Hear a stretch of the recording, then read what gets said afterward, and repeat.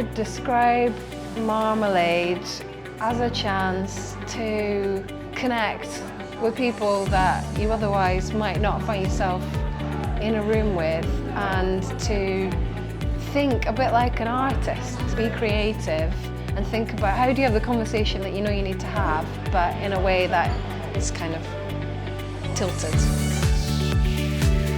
In terms of our outside constructed identity, we are taught to value and connect through that. But when that's all taken away, I on purpose didn't give you name tags, because our names really are irrelevant. So what happens when we explore the space through movement, we start to maybe connect and know, are attuned to a different kind of knowing, which is really cool.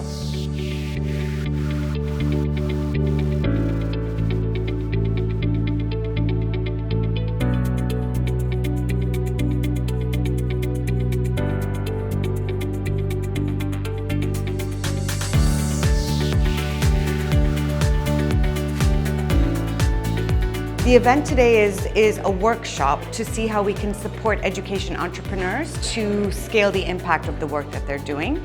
And what we're really excited about is that you guys provide the space, but also importantly the ecosystem, to do these kinds of events where we can bring together multiple players, whether they're practitioners, funders, or other really important players in the education space, to come together to chat, to learn, and hopefully to collaborate and do work together.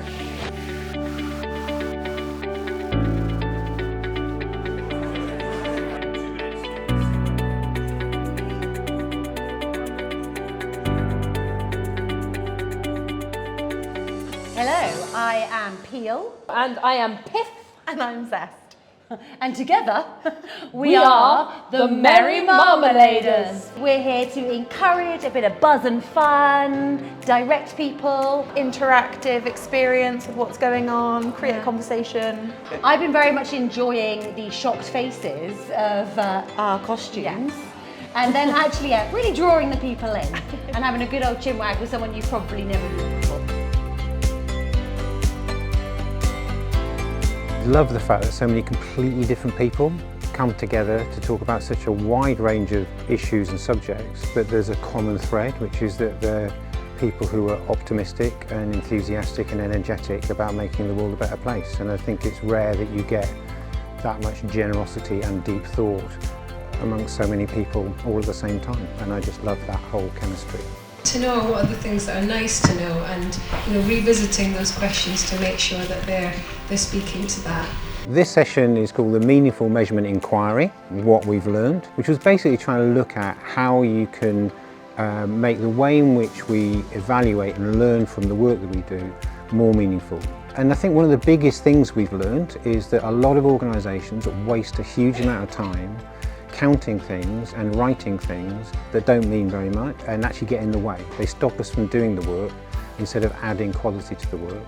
And what we've also found is that if you find really meaningful ways of learning about the work, it's enjoyable, it's creative, it helps you make good quality decisions, but it also builds relationships and trust between people. It was a reminder that everything we do is about kind of relationships and trying to make things better and do things differently. So I feel kind of more inspired to kind of keep up the work and trying this different way of working and trying to encourage others as well, because in my organisation it's starting to filter through, but I think we definitely need to kind of keep it going. I really think it's a powerful thing, capturing people's stories, and I really enjoyed the exhibition as a whole. I think there's a lot of power in storytelling, and it really speaks to your heart, so I do think I'll take away a lot from today. My big hope for them is that some of the connections that have been made here will bear fruit both locally and globally in terms of action towards a society where we have a future. A positive future, yeah.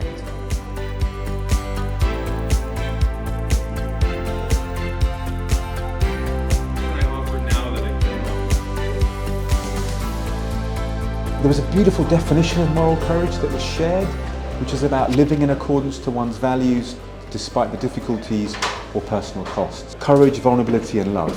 What a wonderful way of capturing some of the key core components of what it takes to do something that matters. So I just finished the Beyond Remittance session. Very interesting.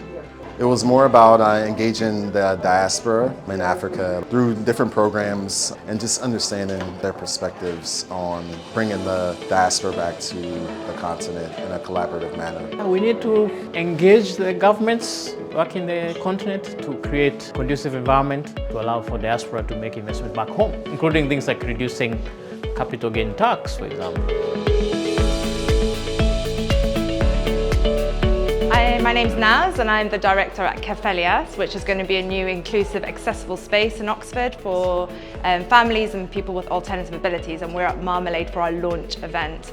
We want to be inclusive employer, and there's no way for us to learn how to do that until we talk to people, and that's what today is about. So it's a panel discussion where we can get first-hand stories from people who've come across barriers to finding jobs when they've got alternative abilities, and also hear from businesses who are making a change in Oxford already, and for other businesses to learn from them as well.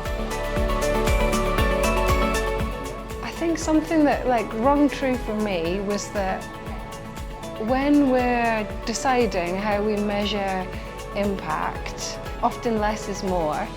So thinking about what are the two things that we need to measure and evaluate to help us make one decision better, rather than what are all the nice to knows that we collect that we don't actually use. That was something that really rang true, but also just that I think often when we do this work, although we're working with people across the city, it can be very kind of concentrated and we're busy in the doing, and we don't have many opportunities to stop and step back. And what Marmalade gave us was like a moment to kind of pause and think about what we learned, but also hear from others that are kind of really close to the work, but also really far away or doing similar things, but in, Kenya or the United States. So yeah, that was another takeaway, was just a reminder that lots of people are grappling with this, and that it is always useful to get people in a room together to just talk about stuff.